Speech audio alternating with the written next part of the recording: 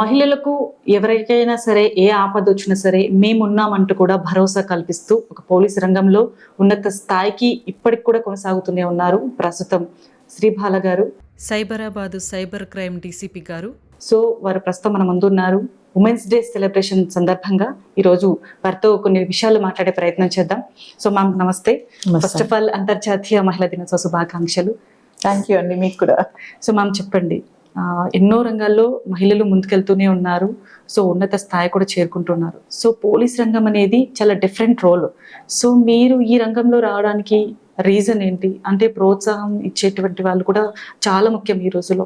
So మీరు చిన్నతనంలో కావచ్చు, లేదా ఒక స్టేజ్కి వచ్చినప్పుడు ఇంటర్ తర్వాత ఈ రంగం వైపు వెళ్ళమని చెప్పేసి ఎవరైనా సపోర్ట్ చేశారా మిమ్మల్ని? సో బేసికలీ మనం విమెన్స్ డే మాట్లాడినప్పుడు సాధారణంగా మనకి ఒక ఈ ఫీలింగ్ ఉంటుంది, women have achieved so much and in spite of the so many ఇన్ని డిఫికల్టీస్ ఉన్నా కూడా కొంతమంది మహిళలు కొన్ని రంగాల్లో రాణిస్తున్నారు అని చెప్పి. అయితే నా ఒపీనియన్ ఏంటంటే విమెన్స్ డే రోజున విమెన్ని మనం సెలబ్రేట్ చేయాలి అచీవ్ చేసినందుకు. కానీ విమెన్ కన్నా ఎక్కువ ఆ ఉమెన్ని సపోర్ట్ చేసిన మెన్ని మనము అప్రిషియేట్ చేయాలి.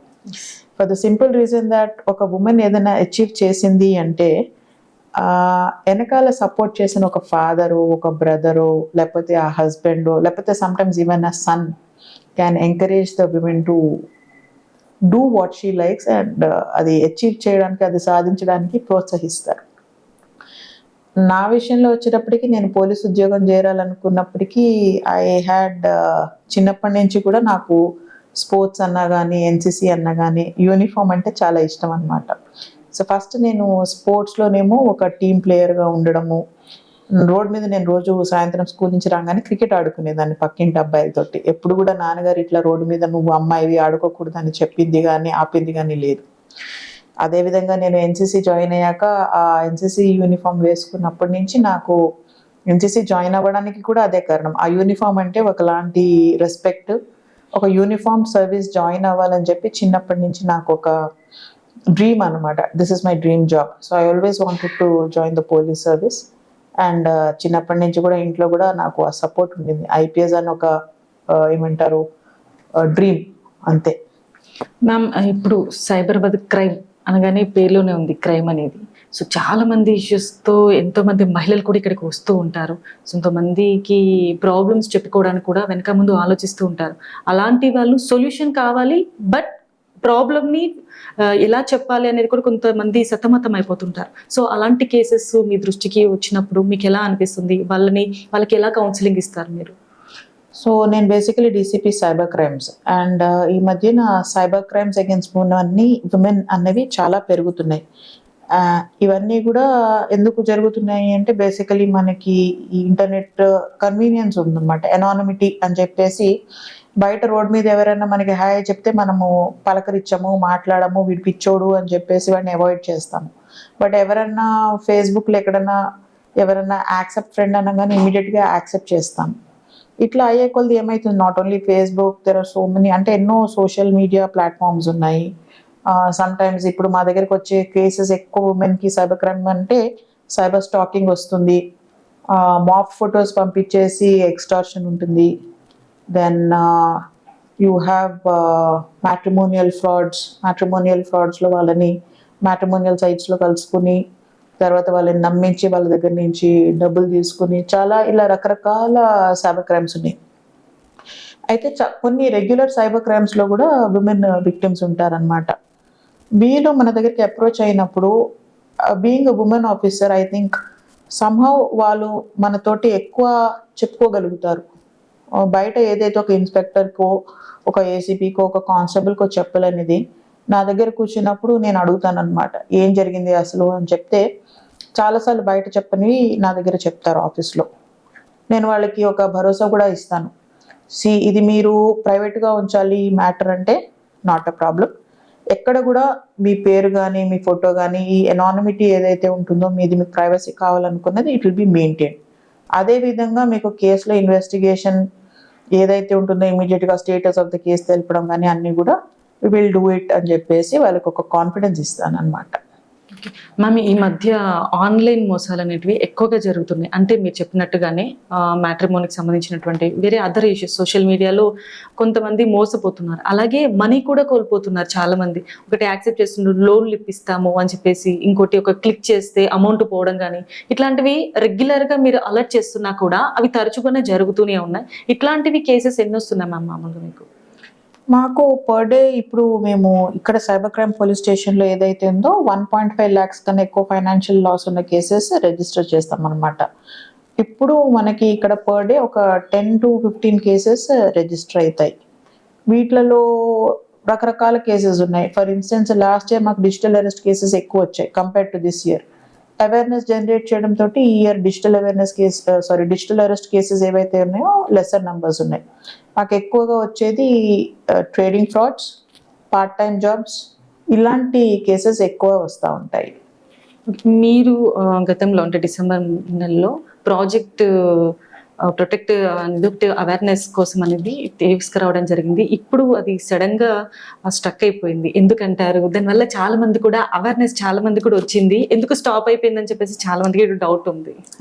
మేము అది డిసెంబర్లో అది preventing risks online through education collaboration training అని చెప్పేసి ఒక అవేర్నెస్ ప్రోగ్రామ్ ఏదైతే స్టార్ట్ చేసామో డిసెంబర్లో ఒక మాస్ అవేర్నెస్ సింగిల్ డేన మెగా అవేర్నెస్ డ్రైవ్ చేసాం. దానివల్ల దానికి ఎక్కువ పబ్లిసిటీ వచ్చింది, ఎక్కువ మందికి దాని గురించి తెలిసింది. ఆ ఒక్క రోజున మేము బేసికలీ ప్రతి ఎంఓ తీసుకుంటాం అనమాట. ఫర్ ఇన్స్టెన్స్ డిజిటల్ అరెస్ట్ ఉంది, డిజిటల్ అరెస్ట్లో ఉన్న విక్టిమ్స్ అంతా వాళ్ళని ప్రొఫైల్ చేస్తాం. చేసి ఇందులో ఎవరు ఎక్కువ విక్టిమ్స్ అవుతున్నారు అని చెప్పేస్తే కొంతమంది ఎల్డర్లీ రిటైర్డ్ ఎంప్లాయీస్ ఉంటే సో వీళ్ళు ఎక్కడ ఉంటారు, సరే రెసిడెన్షియల్ మన అసోసియేషన్స్ ఏవైతే ఉన్నాయో అక్కడ అవేర్నెస్ ప్రోగ్రామ్స్ కండక్ట్ చేశాం. అదేవిధంగా ఇన్వెస్ట్మెంట్ ఫండ్స్ చూసాం, ఐటీ ప్రొఫెషనల్స్, కార్పొరేట్స్లో చేసాం.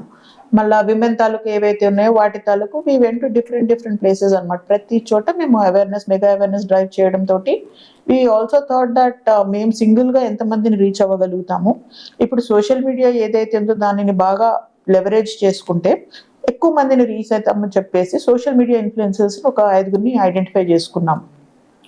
ఆ సోషల్ మీడియా ఇన్ఫ్లుయెన్సర్స్ కూడా ఒక్కొక్క ఫాలోయింగ్ ఉన్న వాళ్ళు అనమాట. ఫర్ ఇన్స్టెన్స్ ఒకరు ఇన్వెస్ట్మెంట్ గురించి, ఒక లేడీ ఏమో తను విమెన్ అండ్ చిల్డ్రన్ ఇష్యూస్ గురించి, అట్లా ఇన్ఫ్లుయెన్సర్స్ని ఐడెంటిఫై చేసుకొని అవేర్నెస్ రీల్స్ కానీ ఇవన్నీ చేసి సర్క్యులేట్ చేసాం అనమాట, కొలాబరేట్ చేసాం వాళ్ళతోటి. ఆ విధంగా మేము we have reached a large number of audience. ఒక రోజున మేము సోషల్ మీడియా ఇవన్నీ కలుపుకుంటే we have almost reached 1 crore people.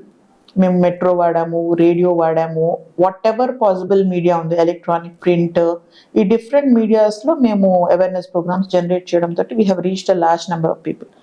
అయితే జనవరి, ఫిబ్రవరిలో మాకు ఒక కాన్ఫరెన్స్ ఉండడం వల్ల ఈ ప్రాజెక్ట్ ప్రొటెక్ట్ మేము కంటిన్యూ చేయలేదు. మళ్ళీ ఇప్పుడు మార్చిని మేము మళ్ళీ ఒక అవేర్నెస్ డ్రైవ్ చేసి ఆల్రెడీ మేము ఇప్పుడు కొన్ని రీల్స్ ఇవన్నీ క్రియేట్ చేస్తున్నాము, షార్ట్ క్లిప్స్ క్రియేట్ చేస్తున్నాము. We're in the process. మళ్ళీ will take up the awareness programmes. Ma'am, ఇప్పుడు తరచుగా మహిళలు చాలా వరకు కూడా కొన్ని ప్రాబ్లమ్స్ ఫేస్ చేస్తున్నారు. మీరు అన్నట్టుగా చాలా వరకు కూడా ఆన్లైన్కి సంబంధించినటువంటి ఇష్యూస్తో పాటు ఇటు ఫ్యామిలీ పరంగా కావచ్చు, స్నేహితుల వల్ల కావచ్చు, బిఫోర్ మ్యారేజ్, ఆఫ్టర్ మ్యారేజ్, దానికి దీనికి పొత్తు లేకుండా ఒక్కొక్కరు ఒక్కొక్క సమస్యతో ఇక్కడికి సైబర్ క్రైమ్ పోలీస్ స్టేషన్కి వస్తూ ఉంటారు. సో ఎక్కువగా మేజర్గా ఎలాంటి ఇష్యూస్తో ఇక్కడికి వస్తున్నారు? ఎన్ని కేసెస్ చూస్తున్నారు మీరు? వాళ్ళకి ఎలా గైడ్ చేస్తున్నారు అసలు వాళ్ళని? మ్యాట్రిమోనియల్ ఫ్రాడ్స్లో కొంతమంది వస్తారు. సో మ్యాట్రిమోనియల్ ఫ్రాడ్లో వచ్చినప్పుడు నాట్ ఓన్లీ ఫైనాన్షియల్ లాస్, కొన్ని విషయాలలో వాళ్ళు విమెన్ని ఎక్స్ప్లాయిట్ చేసిన వాళ్ళు కూడా ఉన్నారు. వాళ్ళు బయట ఆ విషయము they don't want that to come in to the case because అది అన్మ్యారీడ్ ఉమెన్ ఉంటారు కనుక వాళ్ళు కొన్ని విషయాలు దాస్తారు, తర్వాత చెప్తారు మనకి ఇట్లా జరిగింది అని చెప్పేసి. వాళ్ళు ఒక ట్రామాతోటి ఇక్కడికి వస్తారు. వాళ్ళకి ఉత్తి కేసు రిజిస్ట్రేషనే కాకుండా they need somebody they can trust. ఒక నమ్మకం కలిగియాలి. వాళ్ళకి మాట్లాడడానికి కూడా ఒక మనిషి, చెప్పుకోవడానికి ఒక మనిషి, వాళ్ళ ప్రాబ్లం చెప్పుకున్నప్పుడు వినడానికి ఒక మనిషి కావాలి. సో ఆ మూమెంట్లో ఒక పోలీస్ ఆఫీసర్లా కాకుండా ఇంకొక ఉమెన్ లాగా వాళ్ళతోటి మాట్లాడి ఆ ప్రాబ్లమ్ని అర్థం చేసుకుని వాళ్ళకి ఒక కాన్ఫిడెన్స్ ఇచ్చి అదేవిధంగా న్యాయం జరుగుతుంది అని చెప్పేసి ఒక నమ్మకం కలిగించాలన్నమాట. ఆ మూమెంట్లో పోలీస్ ఆఫీసర్ అన్న సంగతి పక్కన పెట్టేసి more as a person, more as a women మాట్లాడతాను నేను. అదేవిధంగా మళ్ళా కొన్ని ఈ మధ్య డిజిటల్ అరెస్ట్ కేసెస్లో ఒక కొత్త ఇది ఏమైంది అంటే, వాళ్ళు ఫోన్ చేసి నేను so and so police officer, నువ్వు పంపించిన పార్సల్లో ఏవో ఉన్నాయని చెప్పి వాళ్ళని ఏ విధంగా టిపికల్ డిజిటల్ అరెస్ట్ ఎంఓ ఉందో దాంట్లో నీకు టాటూ ఉంది, యూ అన్డ్రెస్ అని చెప్పేసి వాళ్ళతోటి అన్డ్రెస్ చేయించిన ఒక 2-3 కేసెస్ వచ్చాయన్నమాట విమెన్. సో వీళ్ళు ఇవి చెప్పడానికి చాలా హెసిటేట్ చేశారు, భయపడ్డారు. బట్ ఎప్పుడైతే ఇక్కడికి వచ్చారో వాళ్ళది స్పెషల్ కేసెస్లా తీసుకుని దాని తాలూకా ఇన్వెస్టిగేషన్ టేకప్ చేసి అట్ ద సేమ్ టైం వాళ్ళతోటి మాట్లాడి కౌన్సిలింగ్ అనను, but in my own way, in my own ఇది నేను వాళ్ళతోటి I spend some time, I told them that it is okay. అంటే వాళ్ళు కూడా ఒక ట్రామాలో ఉంటారు. సో ఆ మూమెంట్లో వాళ్ళతోటి కొద్దిగా వాళ్ళకి నమ్మకం కలిగించేంత వరకు మాట్లాడి కేసెస్ ఇన్వెస్టిగేషన్ టేకప్ చేశాం. మ్యామ్, ఇప్పుడు చాలా వరకు కూడా అన్ని రంగాల్లో కూడా వెళ్తూ ఉంటారు చాలా మంది మహిళలు, కానీ పోలీస్ రంగం రావాలంటే కాస్త ఆలోచిస్తున్నారనమాట చాలా మంది. కానీ మీలాంటి వాళ్ళ గైడ్ వల్ల కొంతమంది వస్తున్నారు, కొంతమంది భయపడుతూ వెనక్కి వెళ్ళిపోతున్నారు. సో అలాంటి మహిళలకు మీరు ఇచ్చేటువంటి ఒక గైడ్, ఒక ఎగ్జాంపుల్ ఏంటి? అదే విధంగా మీరు విక్టిమ్స్ కి ఒకవేళ ఇక్కడికి వస్తే వాళ్ళ దగ్గరనే టైం ఎక్కువ కేటాయిస్తున్నారు, వాళ్ళకి కౌన్సిల్ ఇవ్వడానికి కూడా ఒక 1 hour ఆలస్యమైనా సరే వాళ్ళ పట్ల కేరింగ్ గా ఉన్నారని చెప్పేసి కూడా చాలా మంది అన్నారు బయట. సో మరి ఫ్యామిలీ పరంగా ఎలా లీడ్ చేస్తున్నారు? మమ్మల్ని ఇక్కడే ఎక్కువ ఉంటున్నారని తెలిసింది. సో ఎలా, హౌ ఇస్ ఇట్ పాసిబుల్ ఒక ఉమెన్ కి? అంటే బేసికలీ ప్రయారిటీస్ అనుకుంటాను. Each of us come with a set of మన లైఫ్ ఎక్స్పీరియన్స్, మన ప్రయారిటీస్ బట్టి మనం ఉద్యోగం చేస్తాము. సో కొన్నిసార్లు ఎలా ఉంటుంది అంటే అది జస్ట్ ఆబ్జెక్టివ్గా ఒక కేస్ లాగా కాకుండా, ఒక ఫైల్ లాగా కాకుండా, ఒక పర్సన్స్ లైఫ్ కింద మనము ఎప్పుడైతే ఫీల్ అవుతామో దాని తాలూకా ఎక్కువ ప్యాషన్తో పనిచేస్తాము. అలాంటి మైండ్ సెట్ ఉంటే మనకి ఉద్యోగం ఎక్కువ ఇంపార్టెంట్ అయిపోతుంది. వర్క్ లైఫ్ బ్యాలెన్స్ అంటే అది కొద్దిగా డిస్టర్బ్ అవుతుంది. బట్ దెన్ సమ్టైమ్స్ కొన్నిసార్లు మనం కొన్ని కాంప్రమైజ్లు అవ్వాల్సి వస్తుంది. So yeah, I think when you're able to do your job, అది వచ్చి ఇమ్మెన్స్ సాటిస్ఫాక్షన్ ఇంకా ఎందులో కూడా రాదు. సో మహిళా దినోత్సవ శుభాకాంక్షలు మీకు వన్స్ అగైన్. అలాగే ఈ మహిళా దినోత్సవ సందర్భంగా మహిళలకు ఏం చెప్పబోతున్నారు మీరు? నేను మహిళలకి చెప్పను, నేను పురుషులకి చెప్తాను. సో సపోర్ట్ చేసే పురుషులందరికీ థ్యాంక్ యూ సో మచ్. మీ వల్ల ఒక ఆఫీస్లో కానీ, ఒక ఇంటిలో కానీ, ఒక రోడ్ మీద నడిచినా కానీ, ఒక బస్సులో ఎక్కినా కానీ, ఎవరైతే గుడ్ మెన్ ఉన్నారో, because of you many women are able to live a normal life. అంటే ఒక స్త్రీకి తనలో ఉన్న ఏమంటారు యోగ్యత ఏదైతే ఉందో అది ఒక ఫుల్ కెపాసిటీకి రావడానికి అవకాశం ఉండదు. చిన్నప్పటి నుంచి కానీ, మనము చదువుకున్నప్పటి నుంచి కానీ మనం ఇక్కడికి వెళ్ళొద్దు, అక్కడికి వెళ్ళొద్దు అని రెస్ట్రిక్షన్స్ ఉంటాయి. అది వాళ్ళు మన పేరెంట్స్ మనల్ని ప్రొటెక్ట్ చేయడానికి పెట్టే రెస్ట్రిక్షన్స్ తప్ప ఆపాలని కాదు. బయట సరిగ్గా లేదని అట్లా ప్రతిసారి చిన్నప్పటి నుంచి రెస్ట్రిక్షన్స్ తోటి తెలియకుండా మన పేరెంట్స్ కానీ, మనకి మనం పెట్టుకున్న రెస్ట్రిక్షన్స్ వల్ల కానీ మనలో ఉన్న ఫుల్ పొటెన్షియల్ మనం రీచ్ అవ్వం.